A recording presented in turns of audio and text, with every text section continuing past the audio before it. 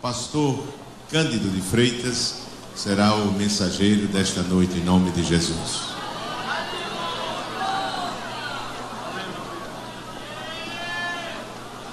Queridos irmãos, eu vos saúdo com a paz do Senhor.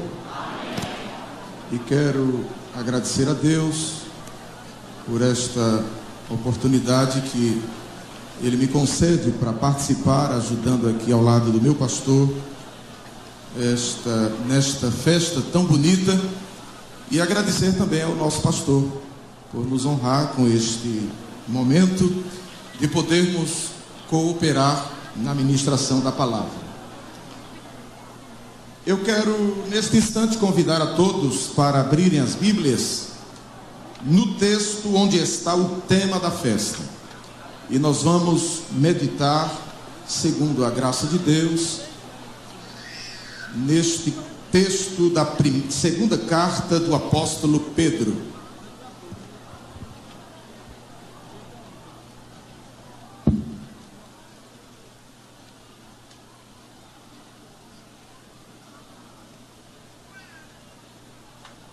Leiamos a partir do versículo 2 do capítulo 1.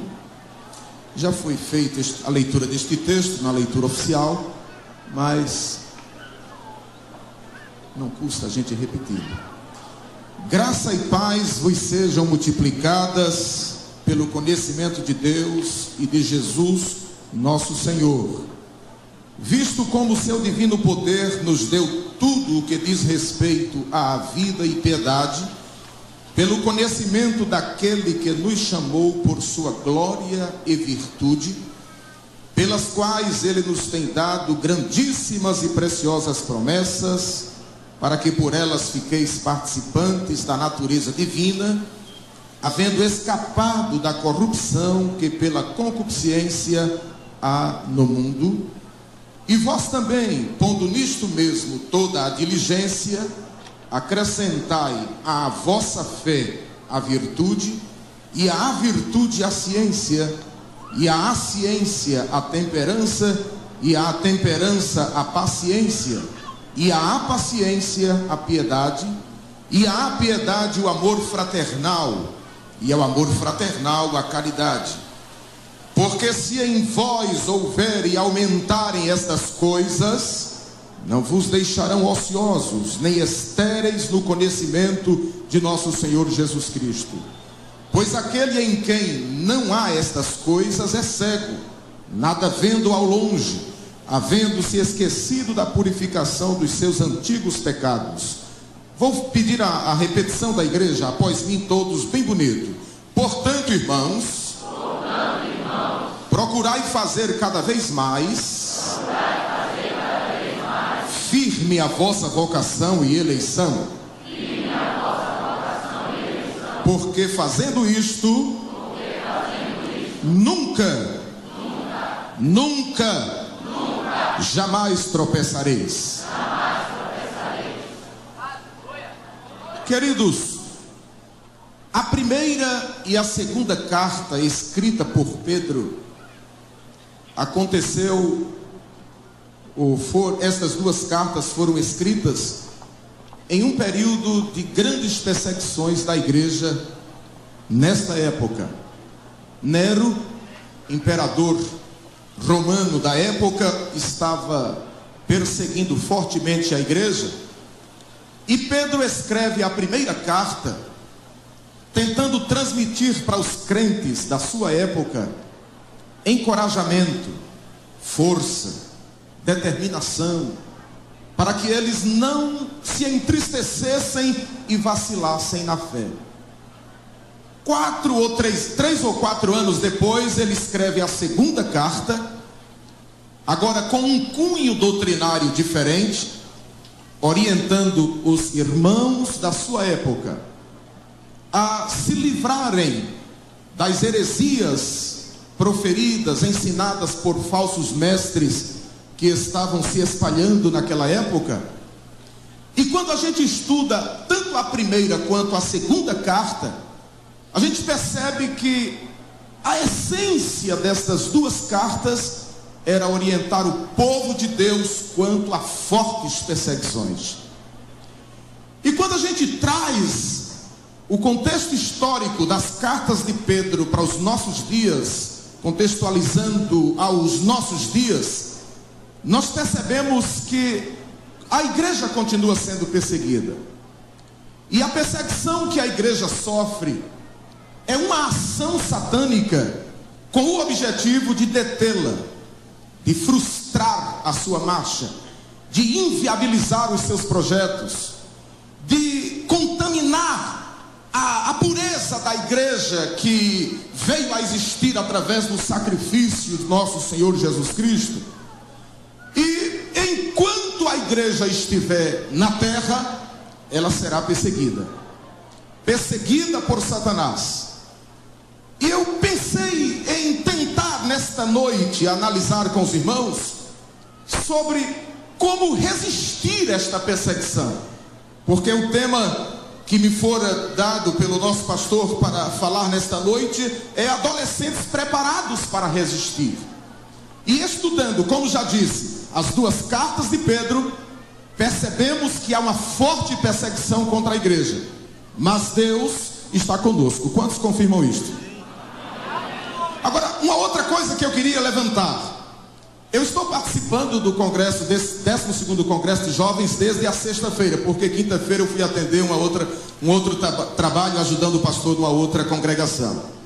Mas eu fiz um resumo das mensagens que foram proferidas, das que eu as ouvi, e pude concluir que, por informação, eu procurei saber qual foi a essência da mensagem da quinta, e soube que o ministrante falou sobre José.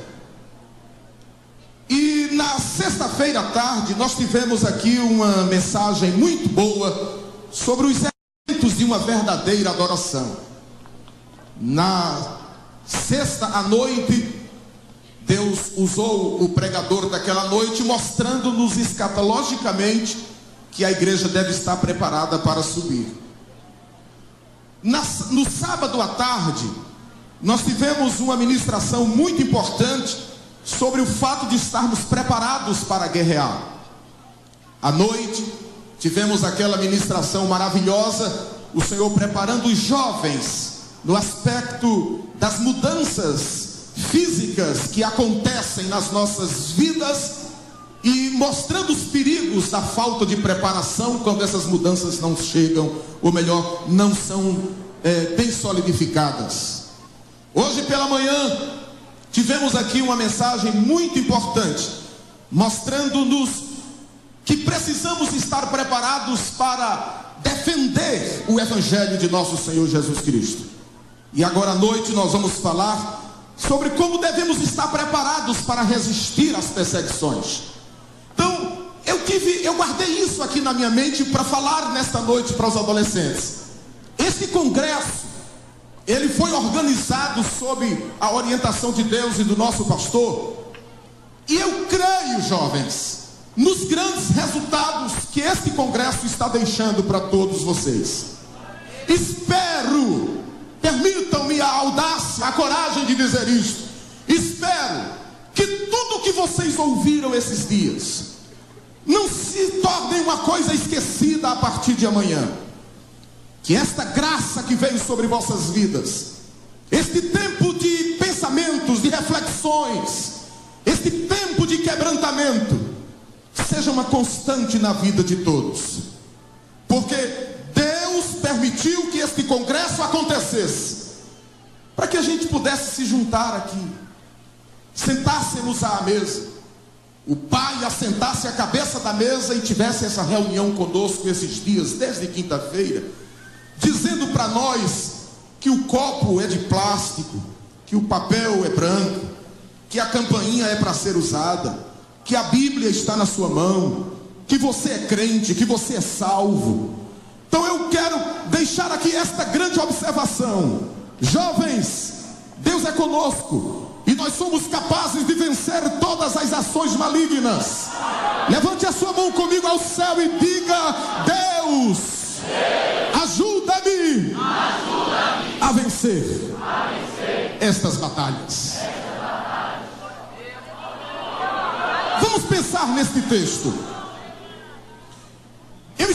meditando nesse capítulo 1 da segunda carta de Pedro e pude observar que a primeira coisa que precisamos desenvolver para estarmos preparados para resistir às perseguições está exatamente nos versículos 2 e 3. Olhe para a Bíblia, não deixe sua Bíblia fechada, vamos refletir na palavra.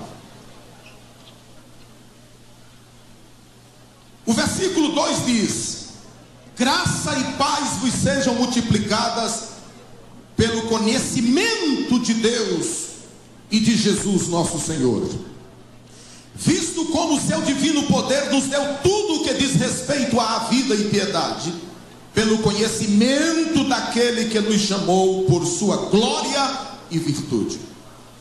Então direi que a primeira coisa que o texto nos mostra como lição básica para vencermos, para estarmos preparados a toda resistência que hoje há e que nos persegue, é que nós precisamos conhecer mais a Deus. Repitam comigo, nós precisamos conhecer mais a Deus. Quando assim coloco, nós descobrimos que quando nós começamos a conhecer mais a Deus, 5 coisas nos são multiplicadas. Veja comigo, versículo 2. A primeira coisa que nos é multiplicada é a graça. A segunda coisa é a paz. Aleluia. A terceira coisa é tudo o que nos diz respeito à vida. Olhe para o versículo 3, por favor. Visto como o seu divino poder. Eu confesso que quando a gente lê muito esses textos, mas tem momento que parece que se abre assim, uma coisa tão profunda. Repita comigo, nos deu tudo. Outra vez, nos deu tudo. O que diz respeito à vida. A quarta coisa que nos é multiplicada quando nós conhecemos mais a Deus está exatamente no versículo 8. Observe o que diz o versículo 8. Porque se em vós houver e aumentarem estas coisas, repita comigo bem bonito, não vos deixarão ociosos. Não vos deixarão ociosos. Agora veja a quinta e última coisa que nos é multiplicada quando conhecemos mais a Deus. Versículo 8 também. Repita, por favor, nem estéreis no conhecimento de nosso Senhor Jesus Cristo. Então repita as 5 coisas bem bonito. Número 1, diga comigo, graça. Paz. Tudo que nos diz respeito à vida. Teremos uma vida de atividade no reino. Agora diga mais forte, nós não seremos estéreis no conhecimento. Então preste atenção para isto.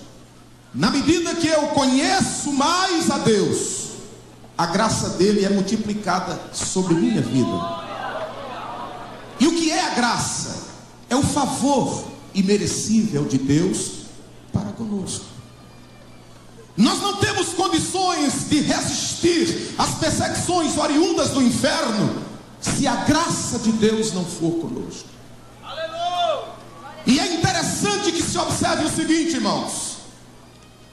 O exemplo do apóstolo Paulo, no capítulo 12, versículo 7 da segunda carta aos Coríntios, havia um espinho na carne que lhe esbofeteava. Não se sabe dizer com detalhe que tipo de espinho era aquele, mas Paulo sofria uma perseguição muito grande, e era uma coisa diabólica. E ele mesmo diz que por 3 vezes orou a Deus para que o Senhor afastasse dele aquele mal. Mas no final da sua oração, o Senhor disse para ele assim, repita, Paulo, a minha graça te basta. É possível que eu esteja ministrando nesse momento para alguém que esteja sofrendo uma perseguição, obra diabólica, que tenha atordoado a mente. Você às vezes põe em sua fé, e Satanás lhe perseguindo. E é perseguição, e lhe perseguindo, e lhe perseguindo. E você às vezes fica triste, quer desanimar. Mas Deus me manda te dizer nesta noite, pela sua palavra, que se tu conheceres mais a Ele, a graça dele estará sobre a tua vida.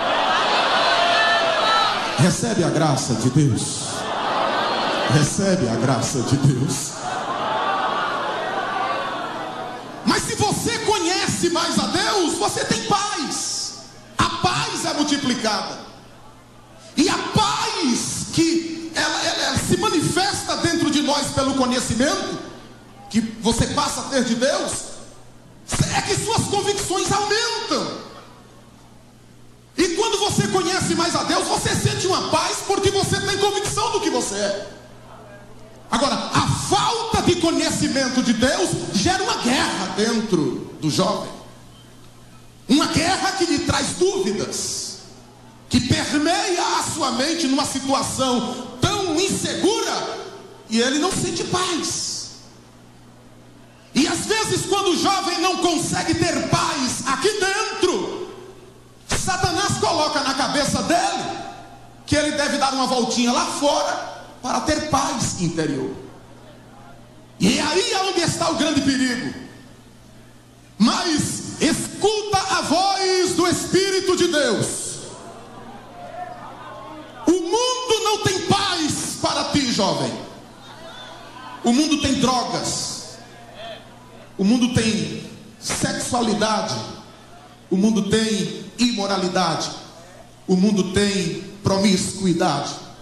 O mundo tem derrotas. O mundo só tem fracassos. O mundo só tem desilusões.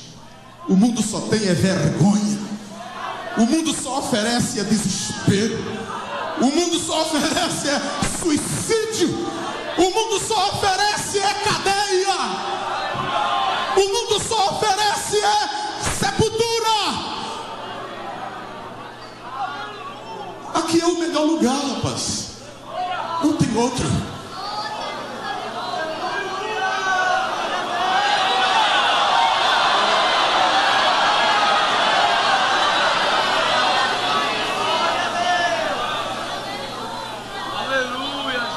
Graça, paz. Mas em terceiro lugar, quando a gente conhece mais a Deus, é isso aqui que eu disse há poucos instantes. Ele nos deu tudo que diz respeito à vida. O que é que você quer? Você quer amor? Tome amor. Você quer alegria? Tome alegria. Você quer perdão? Tome perdão. Você quer inteligência? Receba inteligência. Você quer força? Tome forças. Você quer poder? Receba poder. Você quer talentos? Receba talentos. Você quer uma chamada? Receba uma chamada. Você me quer? Receba-me. Eu tenho tudo para te dar no que diz respeito à vida. Olhe, por que você está permitindo que determinadas frustrações venham a você? Ao ponto de você às vezes entrar em depressão, ficar sufocado com as desilusões da vida. Você às vezes cria planos e os planos não dão certo. Você faz um projeto e o projeto não vai adiante. Você às vezes tenta uma porta e ela não se abre. Você planeja e o plano não dá certo. Não entre em desespero. Receba isto. Não se desespere. Não se inquiete. Entrega o teu caminho ao Senhor. Confia nele e ele tudo fará. O que não está dando certo hoje vai dar amanhã. E se não der amanhã, não vai te desesperar, porque tu não serves a Deus em prol daquilo que tu esperas, mas daquilo que Deus é para ti e do que tu és para ele. Levanta a cabeça, rapaz. E não fica preocupado porque alguém alcançou e tu não alcançaste. chegou e tu não chegaste, teu dia vai chegar. Se alguém chegou na frente, vai chegar devagarinho, ó. Mas vai chegar. A porta vai se abrir. Deus está contigo. Deus é teu amigo. Ele te deu tudo que tu precisas para viver. Tudo.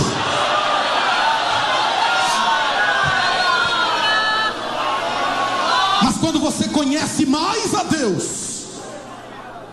a Bíblia diz que você passa a ter uma vida de atividade, porque diz: não vos deixarão ocioso ou ociosos. Você já observou que um jovem, quando conhece mais a Deus, ainda que ele se esconda, mas alguém vai descobrir ele não vai conseguir ficar ocioso. O pastor vai passar lá pelo sertão e vai encontrar ele. Ai.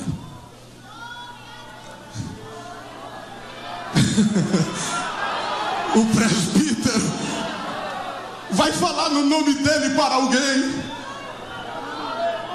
Porque quando você começa a conhecer a Deus, você é alguém que não consegue ficar escondido. Agora, eu tenho uma coisa interessante para dizer a você.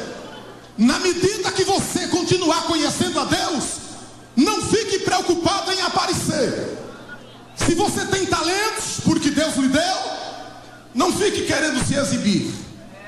Também não entre em competição com quem quer que seja para dizer que sabe fazer melhor, que faz mais.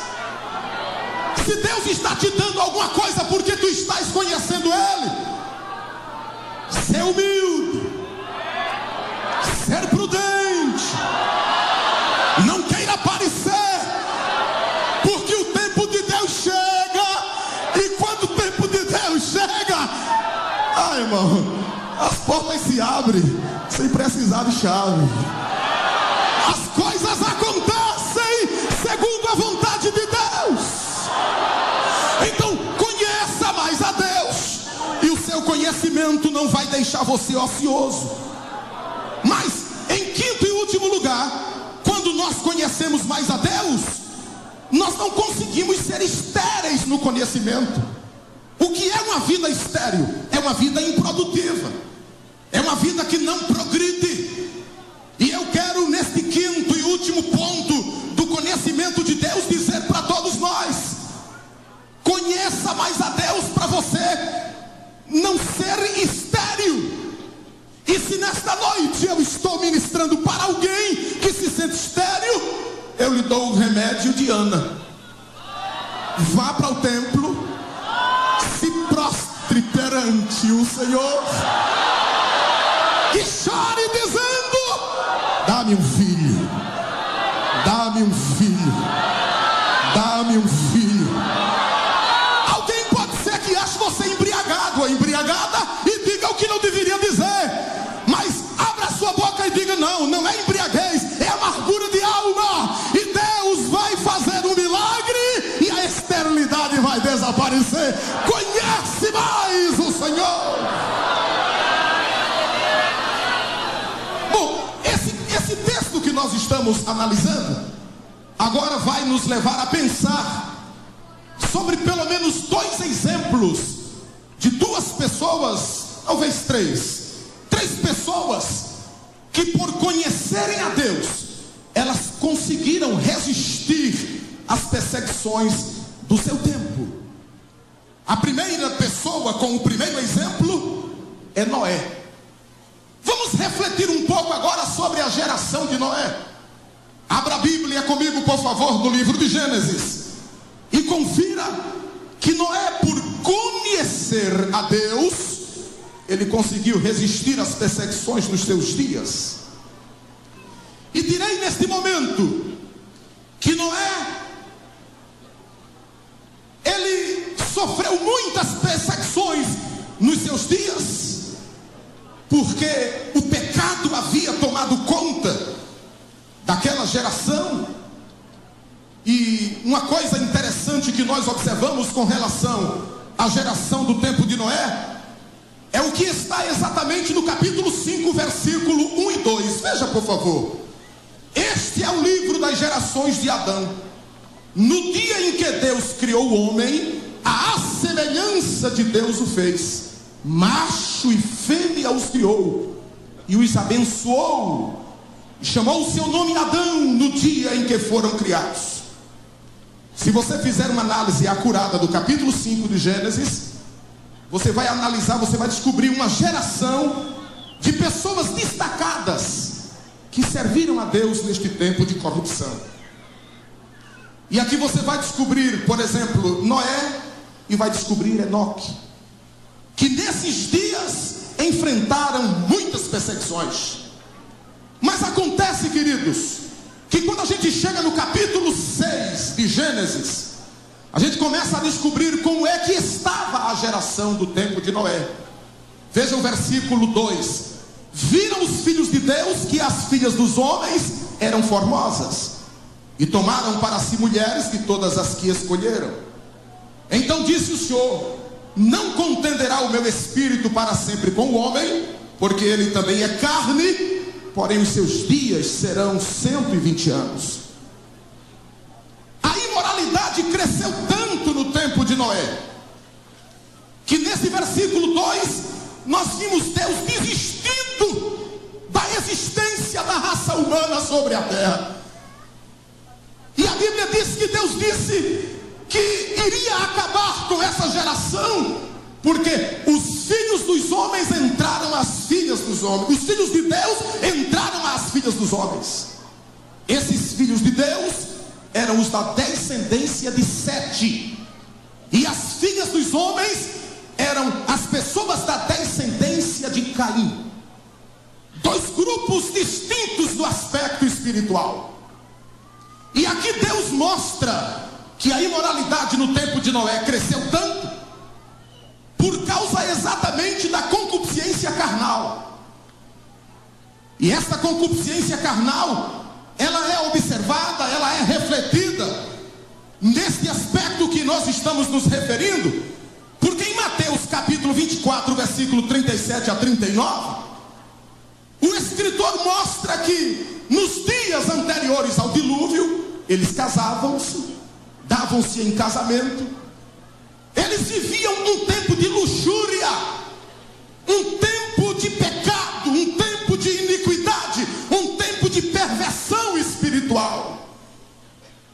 E a Bíblia nos mostra que essa questão da concupiscência carnal, ela precisa ser analisada por nós nos nossos dias, porque Paulo nos diz na segunda carta aos Coríntios, no capítulo 6, do versículo 14 ao 18, que Deus não permite que haja o casamento entre a luz e as trevas, entre o templo de Deus e o templo dos demônios. Aleluia. E o que se percebe nesta colocação é que Deus não gosta de mistura, irmãos.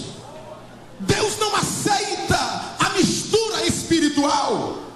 E o resultado desta mistura é que nasceram gigantes na terra que provocaram a violência como a segunda consequência dos problemas da vida da época de Noé. E eu estive pensando o seguinte, irmão, é que toda mistura descaracteriza a sua essência.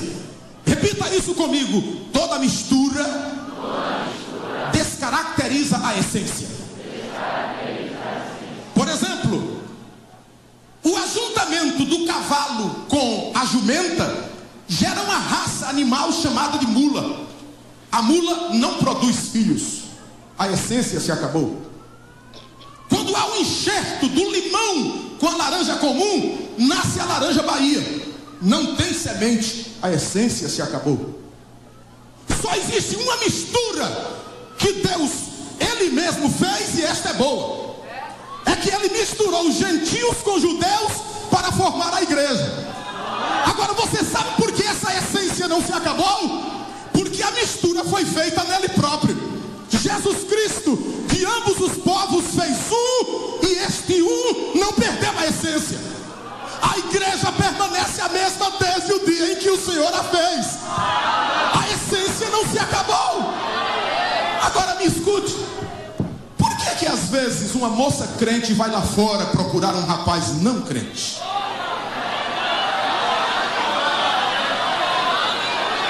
Por que é que às vezes uma moça crente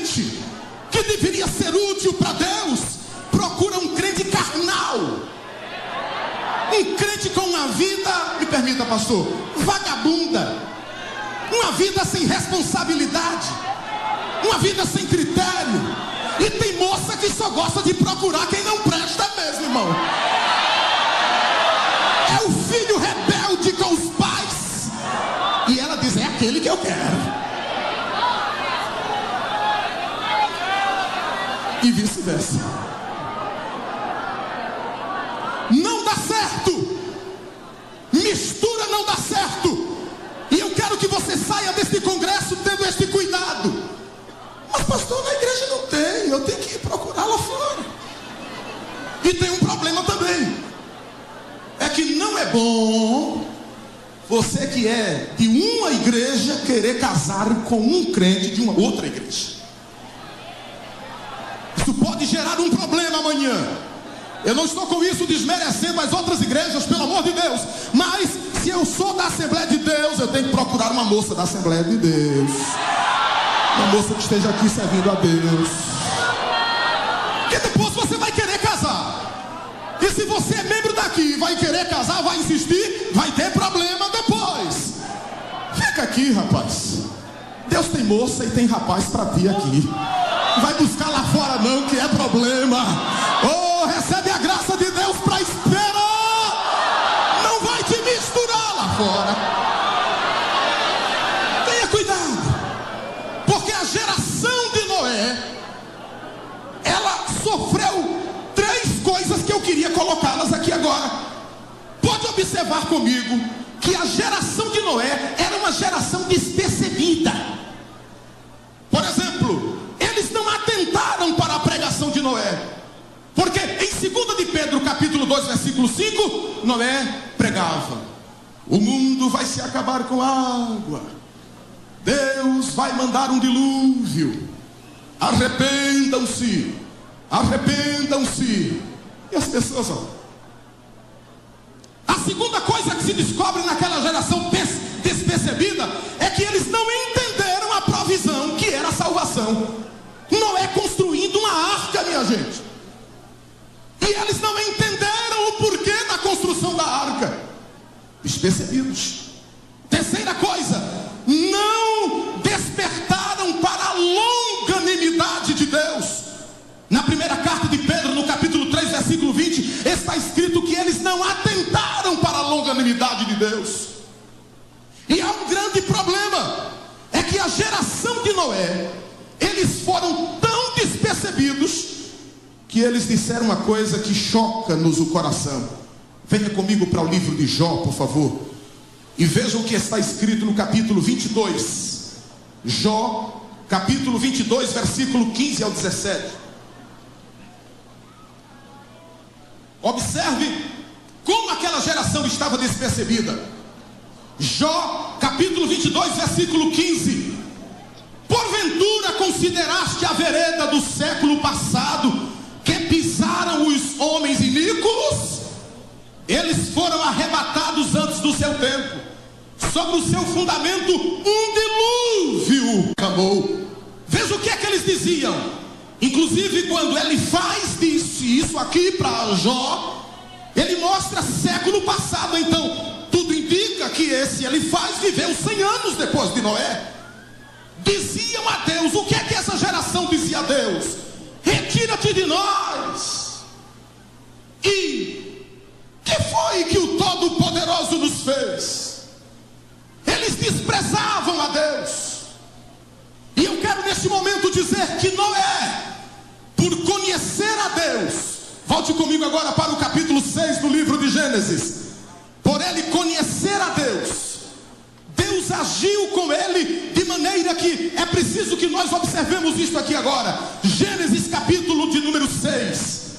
No momento em que o povo diz estas barbárias contra Deus, no capítulo 6, o versículo de número 7, está escrito assim: e disse o Senhor: destruirei de sobre a face da terra o homem que criei, desde o homem até ao animal, até ao réptil e até as aves dos céus, porque me arrependo de os haver feito. Noé, porém, foi que aconteceu aí, minha gente?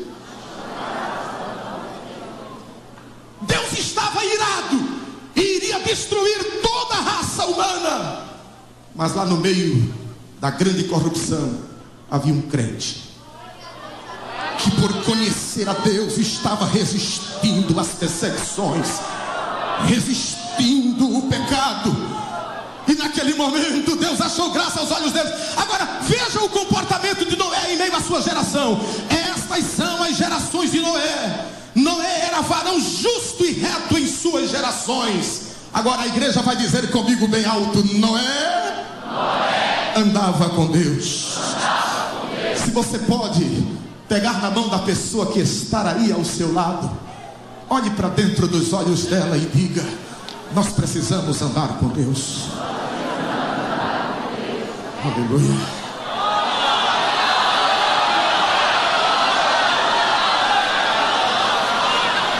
Aleluia. A terra, porém, estava corrompida diante da face de Deus, e encheu-se a terra de violência. E viu Deus a terra, e eis que estava corrompida, porque toda a carne havia corrompido o seu caminho sobre a terra. Direi nesse momento que o conhecimento que Noé tinha de Deus livrou do juízo iminente que Deus derramou sobre o povo naquela época. E eu quero que você entenda comigo: há um juízo de Deus preparado para ser derramado sobre esta terra. E quando eu penso neste juízo, nesta geração presente, eu quero que você leia comigo o que está em Romanos capítulo 1, versículo 18. Repitam comigo, por favor. Deus julga os homens pelas suas atitudes. Romanos capítulo 1, versículo 18. Porque do céu se manifesta a ira de Deus sobre toda a impiedade e injustiça dos homens, que detêm a verdade em injustiça. Recebe isto, é Deus que está falando. Porquanto o que de Deus se pode conhecer, eu estou falando sobre a necessidade de conhecer mais a Deus, neles se manifesta porque Deus lhe manifestou. Porque as suas coisas invisíveis, desde a criação do mundo, tanto o seu eterno poder como a sua divindade, se entendem. Pare um pouquinho aí. É como se Deus estivesse dizendo: eu esclareci a vocês tudo o que vocês precisam. Eu usei linguagens práticas para vocês me entenderem. Eu abri, eu descortinei os mistérios da eternidade. Eu descortinei os meus conselhos secretos para vocês me entenderem. Veja o 21. Porquanto, tendo conhecido a Deus, não o glorificaram como Deus, nem lhe deram graças. Antes, em seus discursos se desvaneceram, e o seu coração insensato se obscureceu. E dizendo-se sábios, tornaram-se loucos, e mudaram a glória do Deus incorruptível em semelhança da imagem de homem incorruptível, e de aves, e de quadrúpedes, e de répteis. Pelo que também Deus os entregou às concupiscências do seu coração, à indícia, para desonrarem seu corpo entre si. Pois mudaram a verdade de Deus em mentira, e honraram e serviram mais a criatura do que o Criador, que é bendito eternamente. Amém. Pelo que Deus os abandonou. Eu estou sentindo uma justiça de Deus muito forte aqui nesta noite. Pelo que Deus os abandonou às paixões infames, porque até as suas mulheres mudaram o uso natural, no contrário à natureza. Isso é lesbianismo.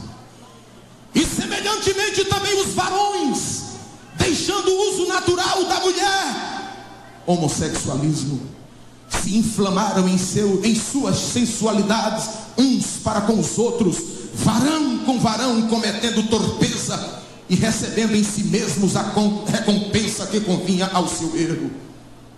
E como eles se não importaram de ter conhecimento de Deus, é aqui onde está o problema.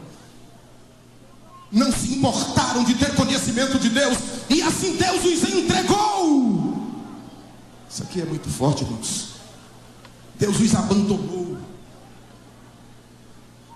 Tem gente que olha hoje para a humanidade e diz: por que Deus permite tanta violência, tanta droga, tanta miséria? Deus os abandonou. Deus os entregou a um sentimento perverso para fazerem coisas que não convêm, estando cheios de toda iniquidade, prostituição, malícia, avareza, maldade, cheios de inveja, homicídio, contenda, engano, malignidade, sendo murmuradores, detratadores, aborrecedores de Deus, injuriadores, soberbos, presunçosos, inventores de males, desobedientes ao pai e à mãe, nécios, infiéis nos contratos, sem afeição natural, irreconciliáveis, sem misericórdia, os quais, conhecendo a justiça de Deus, que são dignos de morte, os que fazem, mas também consentem aos que fazem. E eu digo nesta noite, o juízo de Deus está se aproximando desta geração. Esta geração que faz descaso da igreja. Pregamos o evangelho e eles, um evento como este aqui, que está reunindo desde quinta-feira mais de 50 mil jovens. Ninguém divulga isto aqui não. Ninguém se sente interessado em publicar uma coisa maravilhosa como esta. Só basta qualquer coisa aí do inferno, eles se sentem interessados por fazer. É o descaso que eles estão dando à igreja. Mas eu tenho uma palavra de Deus para dizer a todos nós: não estamos frustrados com isto, porque enquanto mais eles nos desprezam, mais a igreja cresce, e cresce, e cresce, e cresce, e cresce. E vai chegar o dia em que eles vão procurar esta igreja e não vão mais encontrar.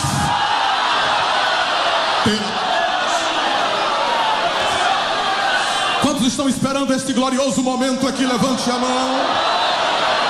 Oh, aleluia! Agora, é interessante a gente entender, queridos, que os juízos de Deus, eles têm pelo menos 5 aspectos. Porque se Deus derramou juízo no dilúvio, e há de derramar um juízo neste tempo, há 5 aspectos que precisam serem destacados nos juízos de Deus. O primeiro deles é que Deus manifesta o seu juízo para glorificar o seu nome. Ele é grande. Deixa eu exaltar ele aqui agora, neste momento. Ele é onisciente, onipotente, onipresente, Rei dos reis, está acima de todas as coisas. Ele não depende de mim para existir. Eu é quem dependo dele.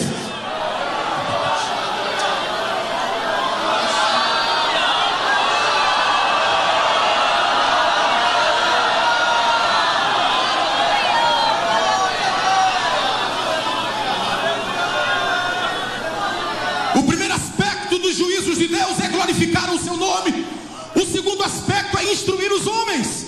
Em Jeremias, esse texto não pode deixar de ser lido, por favor, veja Jeremias capítulo 26, versículo 9. Uma das coisas que caracterizam os aspectos dos juízos de Deus sobre a humanidade. Jeremias capítulo 26, versículo de número 9, está escrito assim: Por que profetizastes ao nome, ou no nome do Senhor, dizendo: será como Sião esta casa, e esta cidade será assolada, de sorte que fique sem moradores? E ajuntou-se todo o povo contra Jeremias na casa do Senhor. E a gente entende, queridos, que o juízo de Deus, ele vem sobre os homens para instruir homens. Mas em terceiro lugar, o juízo de Deus também traz purificação. Porque em Levítico capítulo 18, versículo 25, está escrito que quando Deus julga, Ele purifica a terra. Em quarto lugar, o quarto aspecto dos juízos de Deus é a libertação do mal. E em quinto lugar, o quinto aspecto dos juízos de Deus são as suas profecias. Há uma mensagem, Deus dizendo: assim como foi nos dias de Noé, assim será. Isso é mensagem profética. E eu venho hoje dizer que Deus está avisando ao mundo. Aí vem um juízo. Deus está avisando à humanidade: despertai, acordai. E muitos estão ficando despercebidos em relação a isto. Mas o que eu tentei enfatizar nesse exemplo de Noé é que Noé, por conhecer a Deus, ele conseguiu em sua geração conseguir resistir às ações malignas da sua época. E agora eu queria que você perguntasse à pessoa que está próxima aí a você: você está resistindo às perseguições? Pergunte isso, por favor. Agora olhem para aqui, por favor, e guardem isto. Vamos agora ver um segundo exemplo. Se você não está conseguindo resistir às perseguições, receba a força de Deus nesta hora. Chegou o momento culminante e precisamos ter forças para resistir às perseguições. Mas em segundo lugar, eu gostaria agora de dizer que o segundo exemplo de uma pessoa que conseguiu resistir às perseguições da sua época foi Moisés. E Moisés nos deixa um exemplo tremendo. Agora atente para esta grande verdade. Atenção para isto. Jovens, você sabia que você precisa ter aquele momento específico com Deus? Você precisa ter aquele momento X com Deus.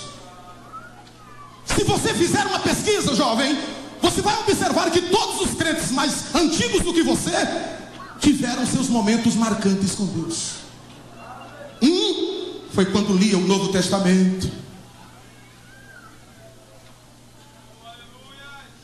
Eu tinha 13 anos de idade. Naquele tempo não tinha união de adolescentes. E os meninos de 12, 13, 14 anos cantavam no conjunto infantil. E o dirigente do meu conjunto disse: nós vamos para um engenho chamado Sítio do Meio. É festa do aniversário de círculo de oração lá. Fazia 1 ano e pouco que eu tinha aceitado Jesus. E naquela tarde, uma igrejinha lá dentro do mato, os banquinhos, eu não sei se vocês conhecem, banco de Pela Porco, aqueles bancos de taliscas, sem recosto. As pessoas, o calçado que tinham eram umas sandálias havaianas e uns com um prego assim, porque aquele negócio de baixo já tinha se arrancado, e colocava um prego assim por baixo, para estar na igreja pelo menos calçando alguma coisa. Eu era muito menino, mas foi naquele dia que eu tive meu encontro com Deus.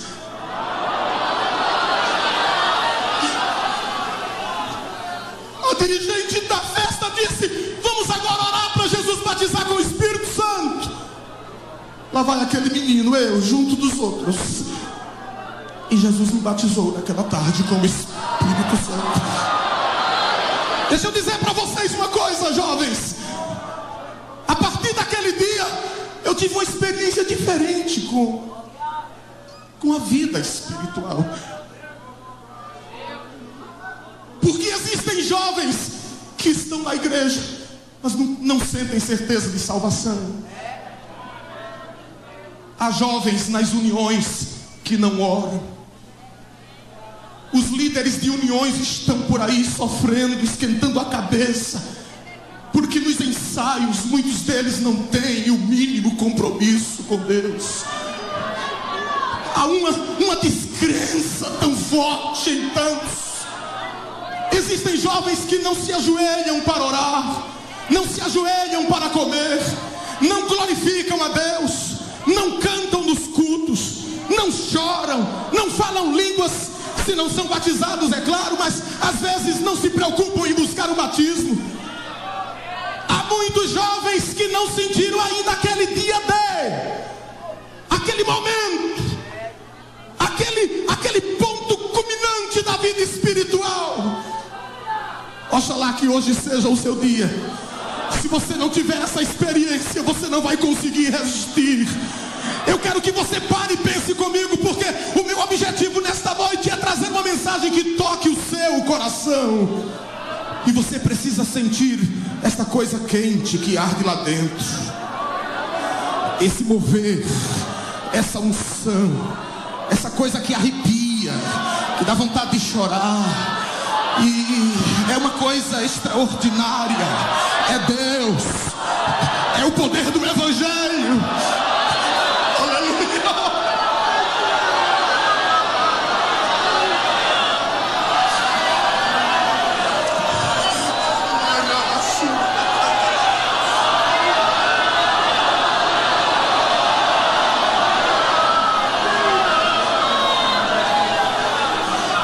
E um exemplo que eu quero levar você a refletir sobre isso é Moisés.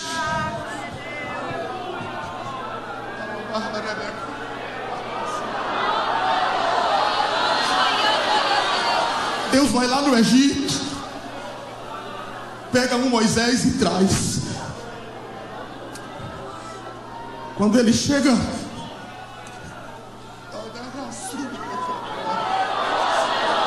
em Midian, com roupa de egípcio, falando como egípcio, com sotaques egípcios. Aí encontra as filhas de Jetro tentando dar água ao rebanho. De repente alguns pastores aparecem querendo inviabilizar o trabalho das moças. Moisés aparece na frente e diz: por favor, saiam. As moças dão água ao rebanho e voltam para casa. Quando chegam em casa, aí o pai pergunta: por que voltaram tão cedo? Aí elas dizem: é porque um egípcio nos ajudou a dar água ao rebanho. Elas não viram um hebreu, elas viram um egípcio.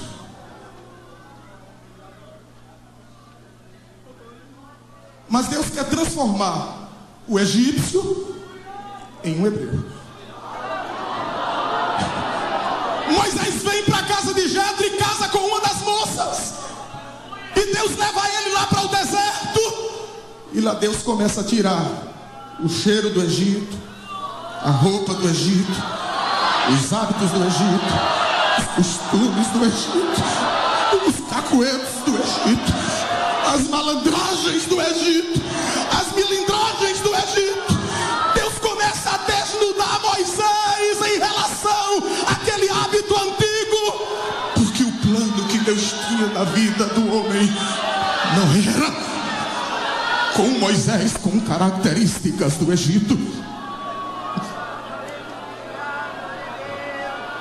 Mas Deus, por que tu me trouxestes para aqui, Deus? Passar 40 anos tendo uma experiência dessa.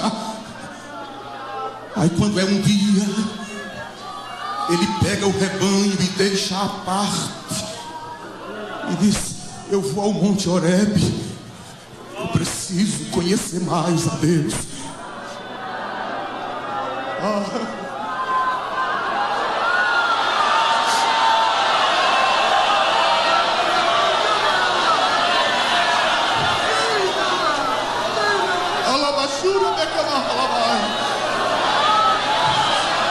No momento da solidão, ele estava dizendo: eu quero te conhecer mais, eu quero te entender mais, eu preciso saber mais quem tu és, Senhor.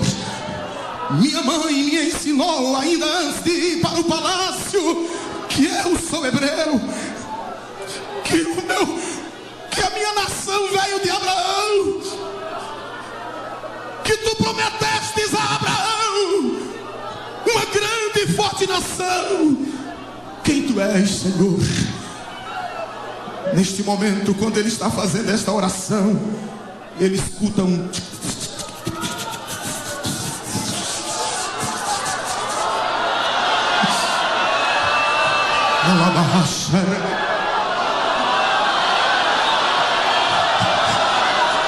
Era uma sarça que estava queimando.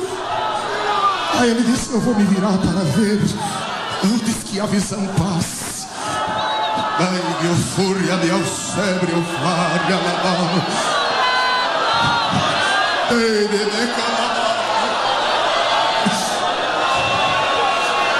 Do meio da sarça, uma voz bradou dizendo: Moisés, Moisés. É ele. É ele.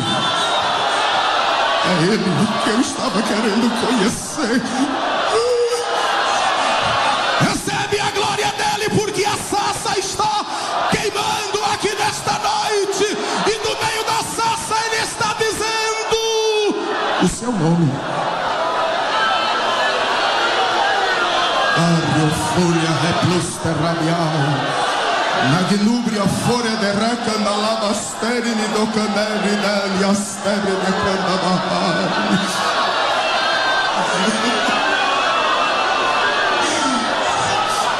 Chegou o seu momento, esse é o momento X. Quando ele se vira e Deus diz: Moisés, Moisés. Aí ele disse: eis-me aqui, Senhor. Aí a voz diz: tira as sandálias dos teus pés,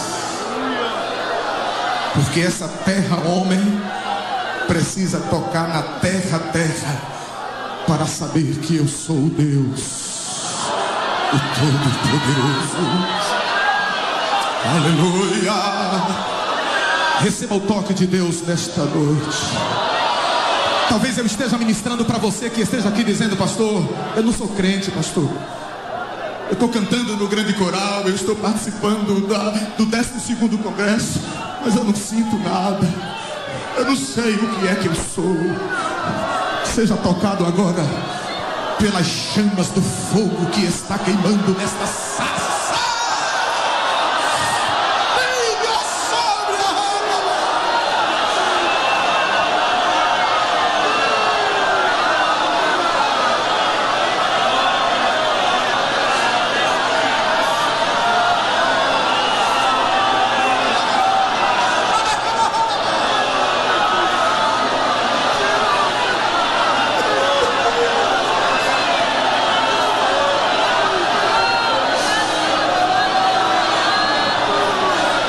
Chorar, lamente, clame, se humilhe.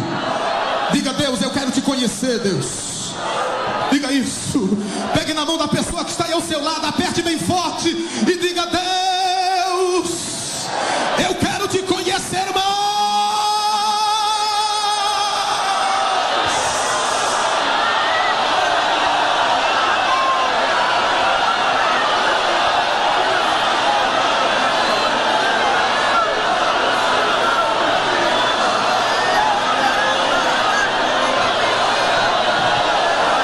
Receba o toque de Deus aí onde você está e seja batizado com o Espírito Santo. Seja cheio da glória dele.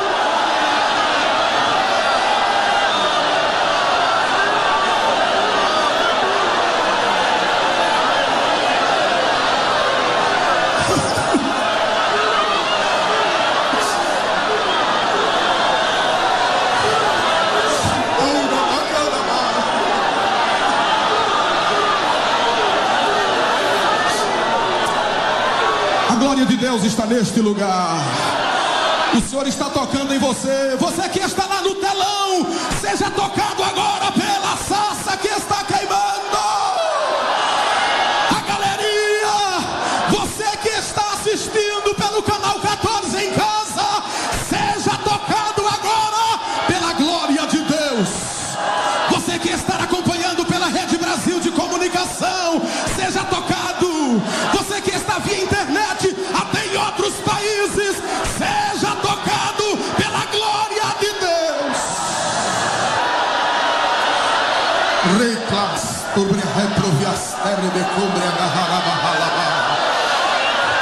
Megminubio fore a berrahalaba, a becanta teteletela basuri de canta labar.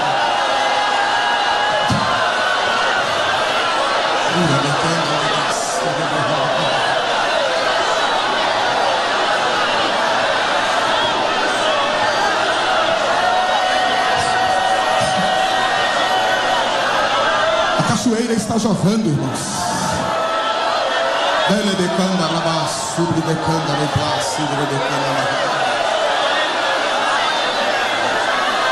Mas eu quero concluir nesta noite dizendo: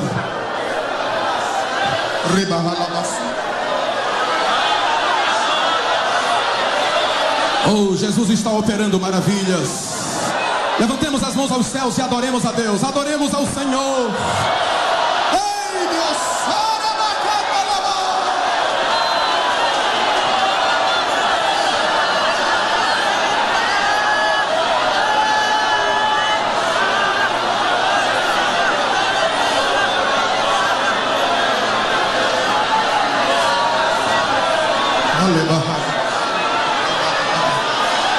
Oh, aleluia.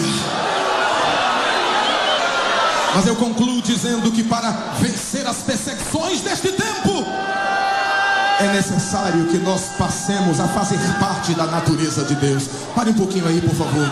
Espere um pouco. Reflita isto comigo. Isso é para a gente pensar. Oh,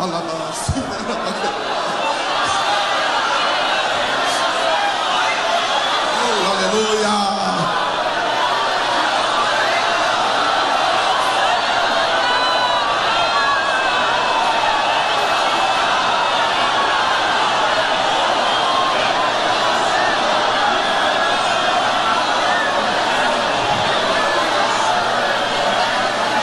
Em último lugar, para resistir às perseguições, é necessário participar da natureza de Deus.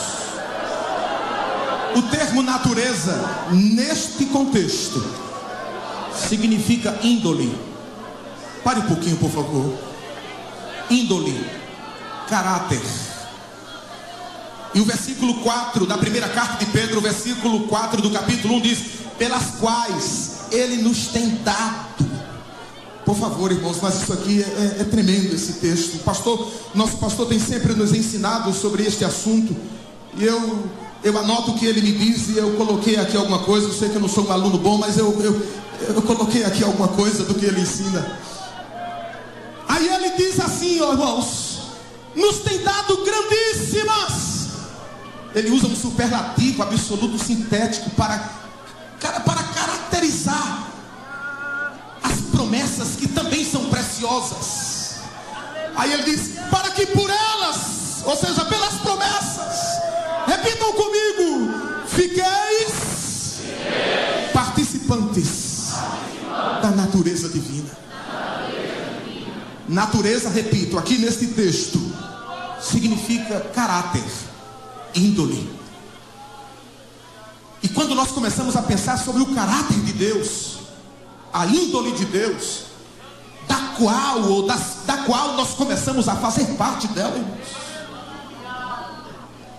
é o Deus Supremo, atente para isso, permitindo que nós, seres humanos frágeis, façamos parte da sua santidade, da sua pureza, da sua genuinidade. Amados, evangelho não é história de carochinha, não, irmão. Evangelho é coisa pura e santa. O evangelho é tão puro e santo que Paulo, escrevendo aos Romanos no capítulo 1, versículo 16 e 17, ele diz: porque não me envergonho do evangelho de Cristo. Aí ele diz: porque é o poder de Deus, é o poder que me faz participar da natureza dele, é o poder de Deus para a salvação. Agora só pode ser daqueles que crê. Quem não crê fica de fora. Aí no 17 ele diz: porque nele, ou seja, no evangelho, se descobre a justiça de Deus. Então é através do evangelho que a gente descobre como Deus é justo para nós, e fazer parte da sua natureza. Atente para isso aqui agora. Em primeiro lugar, é necessário passar pela regeneração. Eu vou fazer uma pergunta aqui, não quero resposta, por favor, mas ela é muito séria. Você já nasceu de novo?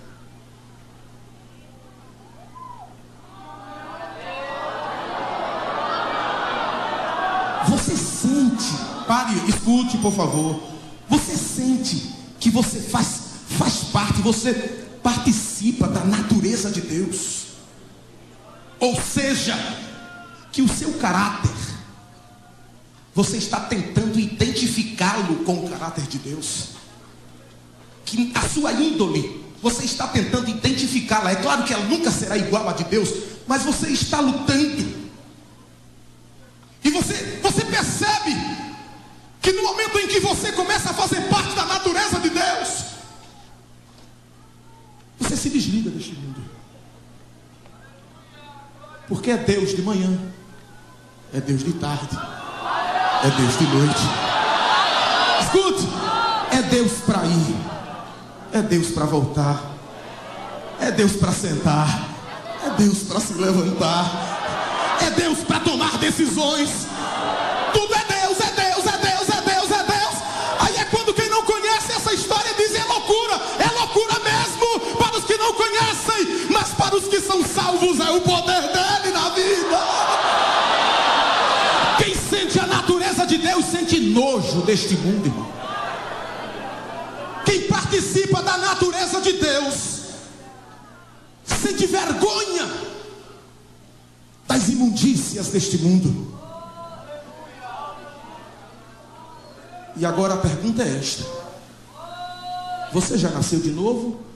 Ou você é apenas um religioso que está aqui como Nicodemo?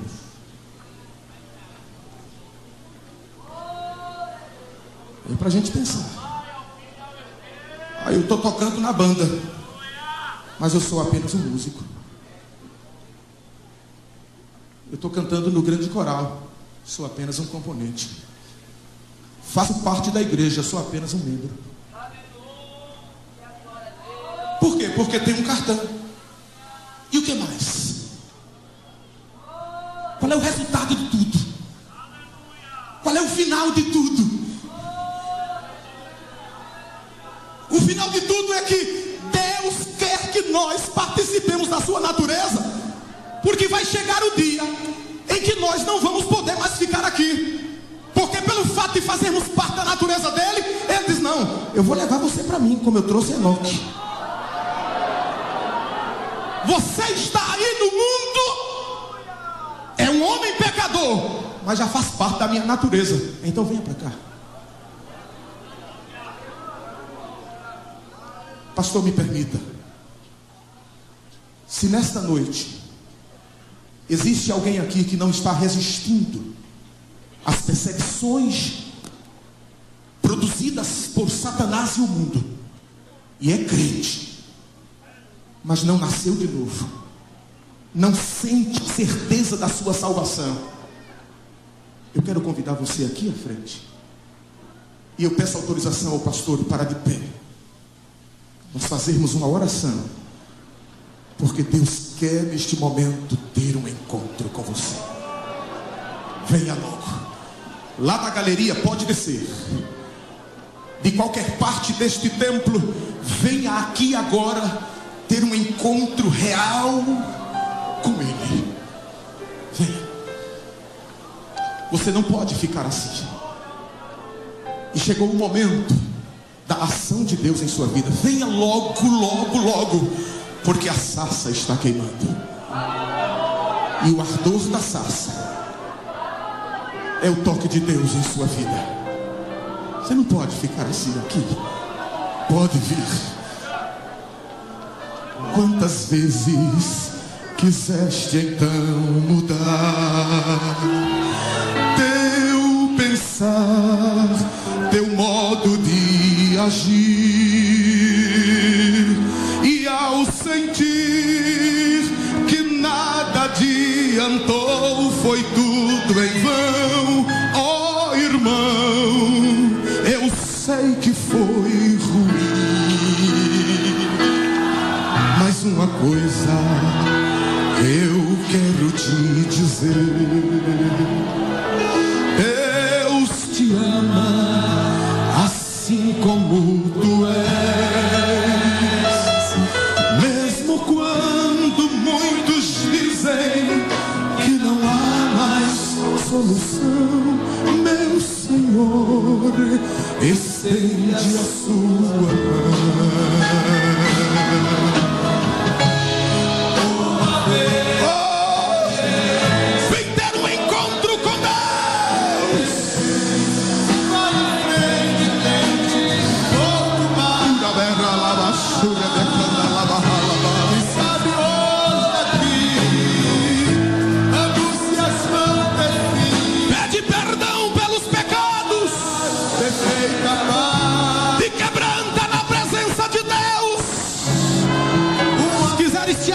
Te ajoelha, te humilha na presença deste Deus que quer hoje operar um milagre na sua vida. Um pouco mais. Mudanças. Quem sabe hoje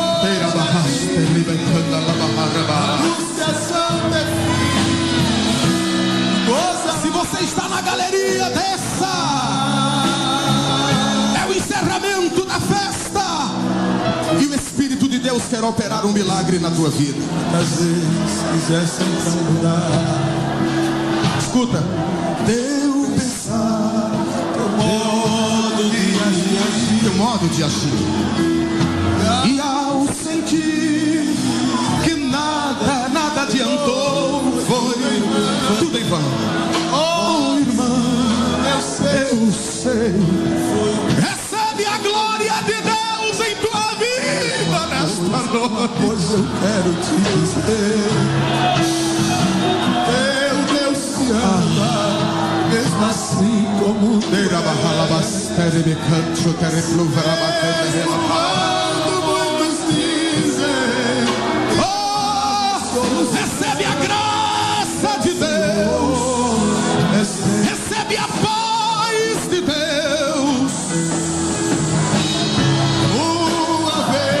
Lá na galeria, o Senhor quer operar milagres na vida de todos os amados. Levante as mãos aí, aonde você está, e exalte a Deus, exalte ao Senhor, exalte a Ele que é Senhor da tua vida. Aqui embaixo, o grande coral, em nome de Jesus, levante as mãos, componentes do grande coral, e sejam tocados pelo Espírito de Deus. Toca, Senhor, toca, Pai. Opera milagres aqui agora. Restaura vidas, restaura vidas, restaura vidas, restaura vidas. Marca encontro aqui agora com vidas, Pai. Acende as chamas do teu poder nestas vidas. Reina!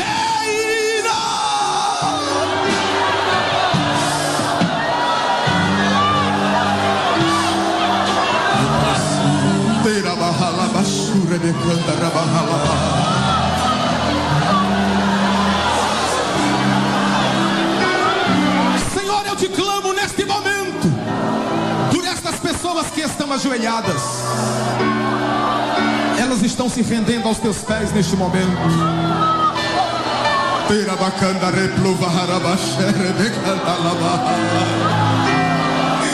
Oh, restaura vidas, Pai.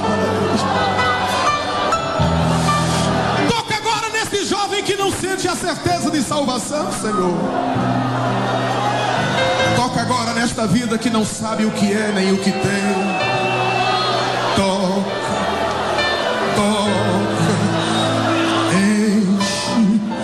Enche da tua presença.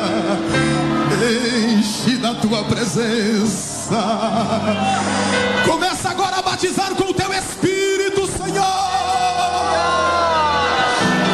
Começa agora a fazer coisas maravilhosas na vida desta juventude.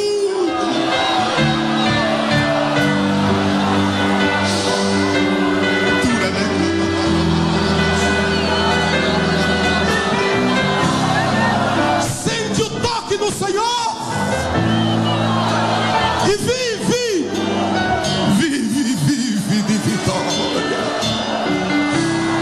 Põe a mão ao lado da moça. Você, irmã moça, põe ao lado a mão em cima do ombro da sua companheira. E você, meu irmão, ponha o braço em cima do seu companheiro. E fale para Deus agora o que é que você precisa dele. O Senhor Senhor quer curar enfermidades aqui agora. O câncer desapareça agora em nome de Jesus Cristo. Aleluia, Terra de cobre a folha de carra, a bacia, ela de canta. Ei, que o sobre de ramada de canta, talaba. aleluia, aleluia. A paralisia saia em nome de Jesus Cristo.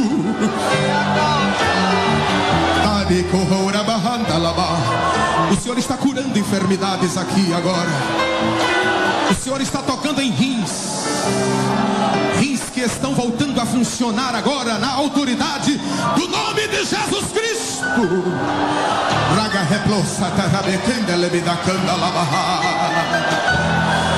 O Senhor está curando diabetes.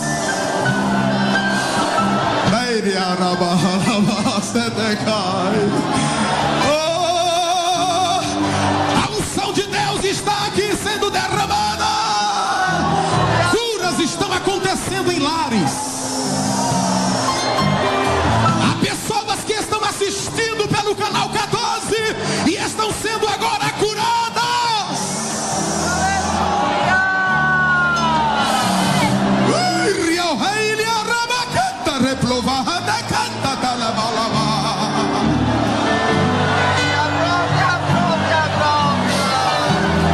Vidas estão sendo libertas agora de opressões malignas. Sai agora todo espírito que oprime. Meu Deus, milagres estão acontecendo. A igreja exalta porque a glória de Deus está neste lugar. Oh, glória a Deus.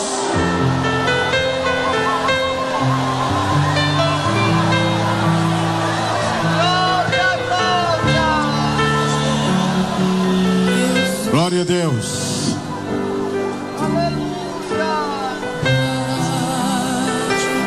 Vá ficando em pé em nome de Jesus. Sopra Espírito. Clame pelo sopro do Espírito em sua vida, trazendo vida.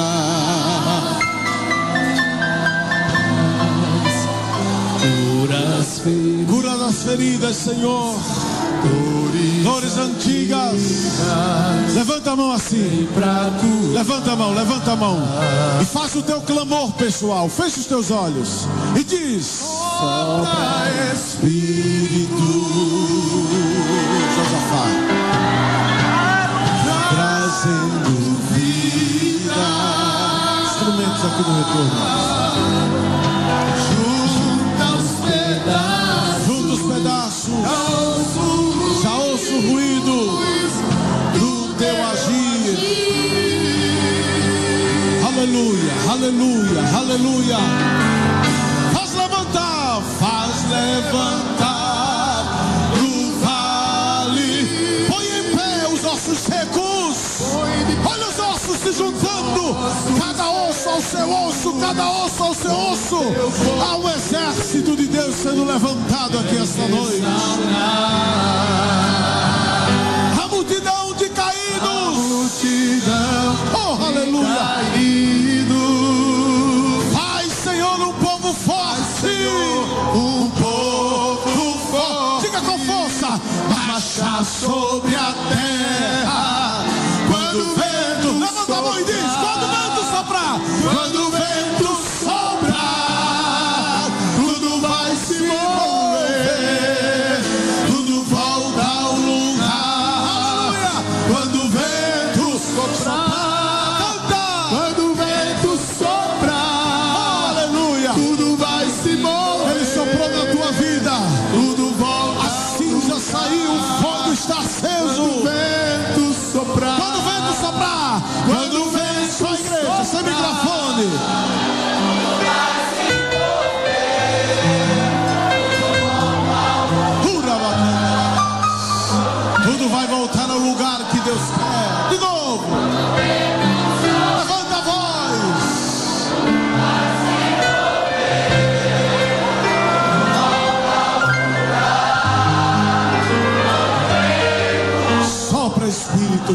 Jesus. Sopra Espírito. Vai batizando, Jesus.